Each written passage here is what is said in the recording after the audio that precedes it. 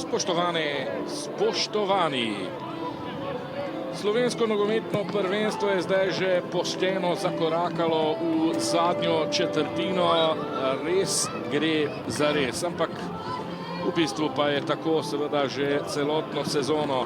Sliko smo v Domžalah na štadionu ob Kamniški Bistrici, kjer kar močno piha. Pred nami pa je torej tekma 29. kroga, tretja tekma v tem krogu med Radomljami in Koprom. Franjo Posavac je krenil naprej, ustavil ga je Ankrah brez prekrška, čeprav Posavac leži na tleh, Koprčani pa so v protinapadu. Lauš pa Ruedl odsudži, no to je bila prva prava priložnost na tekmi. Palčič, napaka Palčiča, Šošić je prestregel žogo, Moses, še enkrat Šošić, pa Anlandu strelja, vratnica rešuje Koprčane.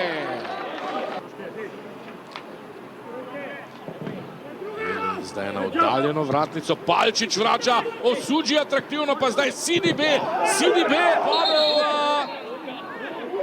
igra z roko.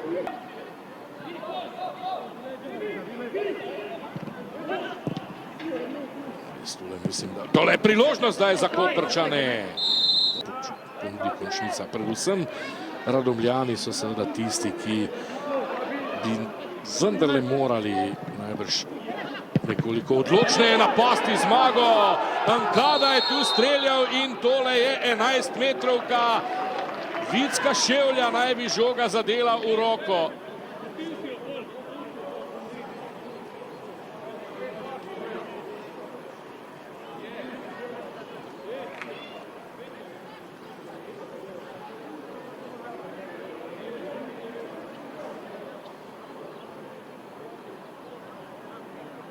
Bil je to seveda strel na gol, to je zdaj zagotovo oteževalna okoliščina za Vicka Ševlja. Žoga ga je zadela nad komolcem, zapiskal Vinčič. Če ne bi pokazal na belo točko, tudi ne verjamem, da bi ga VAR poklical. Tole so enostavno situacije, ki sodijo, kot radi rečemo, v prosto sodniško presojo. 11 metrovke nestrelja nogometaš, nad katerim je bil storjen prekršek. Ankada gre proti žogi. Ankada in Koper vodi z 1:0. Velič je sicer šel v pravo smer, toda dovolj močan in predvsem zelo natančno odmerjen strel Ankade. Prvi koprski strelec v tej sezoni je zdaj pri 8 zadetkih. Koprčani pa vodijo z 1:0. To pomeni, da bomo slej ko prej zdaj videli popoln juriš Radomljanov. Zdaj pa se prav lahko zgodi, da jim bo zadal recimo s svojimi novimi varovanci ključen poraz. Vokića za las prekratek. Zdaj je seveda velika gneča v koperskem kazenskem prostoru. Kakšna bo distribucija? Vokić, dober predložek in 1:1. Gaber Dobrovoljc vendarle rešuje Mlinarje. Takoj sem opozoril, da je bil prekršek Lauša, seveda neumnost. Prišli so seveda do te standardne situacije domači in v 91. minuti tudi do izenačenja. Tule je Gaber Dobrovoljc, njegov drugi gol v tej sezoni.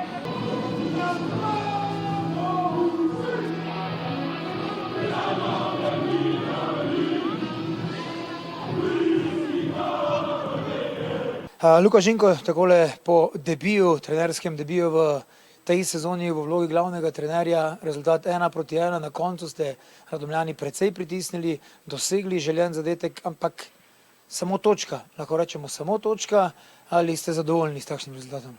Ja, tako bom rekel, na potek srečanja, glede na to, da smo mi v prvem polčasu mogoče bili malo bolj pasivni, da je imel Koper malo več žoge, smo bili bolj konkretni, smo imeli štango, imeli tudi kakšno parolnino Kukovec glavo, tako da je bil prvi polčas v redu, malo preveč neatraktiven, nekonkreten, smo pa drug polčas enako, pač rizik smo mogli sprejeti po temu penalu, fante so se odlično odrezali, odzvali na to in mislim, da smo bili na koncu bliže zmagi.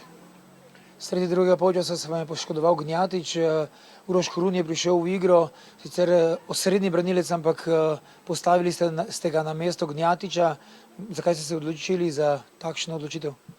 Ja, Urke je igral že veliko tekem tudi na zadnjem veznem igralcu, izkušen je, zna voditi ekipo, veliko nam pomeni in Ognjen pač nažalost ta poškodba, tako da mislim, smo tudi z Urketom dobili enega, poznamo že, da je izvrsten igralec, dober karakter in da zna voditi ekipo, tako da na tem mestu se odlično znajde. Ni veliko več časa oziroma do naslednje tekme proti Olimpiji, že sredi tedna igrate, sedaj verjetno ta točka, tista pozitivna stvar, na kateri lahko verjetno gradite do naslednje tekme. Ja, sigurno je ta zaključek tekme bil res dober z naše strani, zdaj tekma proti Olimpiji, to je spet nekaj novega, se pravi, to so momenti na tekmah, ki so čas tudi sredi tekme zgodi, včasih je polčas, tako da nova tekma, to je v sredo, je nekaj dni je še, treba se pripraviti in sam, če bomo šli iz tako energijo, kot smo danes pokazali, še posebej to proti koncu tekme, mislim, da se znamo nadejati dobremu rezultatu. Luka Žinko, hvala lepa. Hvala vam. Oliver Bogotinov, rezultat 1:1 proti vaši bivši ekipi. Kako ste vi zadovoljni s trenerskim debijem v tej sezoni na klopi Kopra? Nisem toliko jaz pomemben, kot se pomeni fantje na igrišču in lahko jim samo čestitam danes. Zakaj?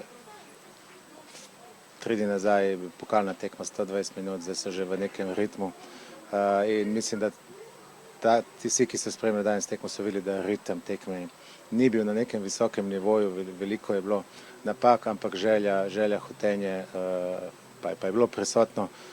Ja, zadeli, da imaš v nekem pravem momentu, pravem času, bi mogli znati potem zdržati nek pritisk. To nam ni uspelo, nismo bili v tem momentu tega sposobni in Koper že drugič zapored v nek sodnikovem podaljšku prejema gol od strani Radom. V četrtek je nova tekma, kaj je sedaj tisto glavno, kar narediti do četrtka z vaše trenerske strani? Seveda nov trener, nekako nova filozofija, nova energija, kaj pa je tisto glavno, kar je potrebno do četrtka postoriti? Potrebno vedeti, tudi danes smo z nekim drugačnim motivom šli v tekmo. Zakaj? Izpadli smo iz pokala, domačini pa se borijo za obstanek in to je nek motiv, ki ga imajo Radomljani danes nekaj več. Mi smo v situaciji, bom rekel, težki in potrebno poiskati samega sebe. Trenutno ne moremo na nek način ne gor, ne dol in sprostiti fante, poiskati najboljše rešitve in to, da bodo fantje tudi uživali in mogoče znali tudi potrpeti tudi neke momente, kot te nasprotnik stiska na ta način, da se obraniš. Ker nogomet so spolni padci, so momenti, ko imaš moment na igrišču, ko lahko napadaš, te stisneš, ti gre in so momenti, ko možeš se obraniti in mi danes se v tem delu se nismo znali. Oliver, hvala lepa in srečno. Hvala tebi. Gabor Dobrovoljc, lahko rečem čestitke za gol, glede na to, da ste drugega dosegli prav tako proti Kopru, prav tako v zaključku tekme. Morda za začetek opis te akcije, kako ste po podaji Vokića sledili tej žogi in kako ste dosegli zadetek? Ni bilo nič igrana akcija, pač Vokić je dal vrhunski center in naša naloga je bila, da dobro naletimo od prostor in jaz sem nekako na mene je prišla in definitivno pol gola gre Vokiću, ker je res vrhunski center dal in boljši kot center tudi nam je lažje dati gol. Kako ste videli vi celotno tekmo? V prvem polčasu sta bili obe ekipi precej previdni, v drugem polčasu pa predvsem na koncu se je zdelo, da Radomljani napadate te 3 točke. Ja, napadali smo predvsem po prejetem golu, kar predtem drug polčas pa se mi zdi, da smo bili izredno slabi. Nismo mogli si 2 pasa podati, prvi polčas je bil veliko boljši, ampak ne vem, kaj se je zgodilo drug polčas, da smo toliko padali, nismo si podali, nismo duele dobili, nekako po domače smo neumno igrali, preveč smo nekako po domače srljali, tako da definitivno bo treba to popraviti In pa nič, pa ko dobiš gol, greš na vse ali nič. In nam, hvala Bogu, se je zdaj poklopilo, ampak predvsem moramo gledati, moramo popraviti to, da ko je 0-0, da tak padec ne sme biti. Moramo znati zadržati žogo, umiriti nasprotnika, Koper je bil navaren in načeloma samo čakali se, kdaj bomo gol dobili. No. In pa hvala Bogu, okay, smo dali gol, probamo pozitivnega, pač same pozitivne stvari iz tega povlečemo. Dobili smo piko po piko in evo, nič, gremo se pripraviti naprej proti Olimpiji. Gaber, hvala in srečno. Hvala vam. Matej Palčič, takole po tekmi proti Radomljam, 1-1. Drugi polčas morda nekoliko boljši za vas, ampak na koncu niste uspeli zadržati vodstva. Kako ste vi videli tekmo? Seveda, vedeli smo, da bo težka tekma, vedeli smo v boji, da moramo dobiti to tekmo. Žal nismo zdržali do konca in to moramo popraviti.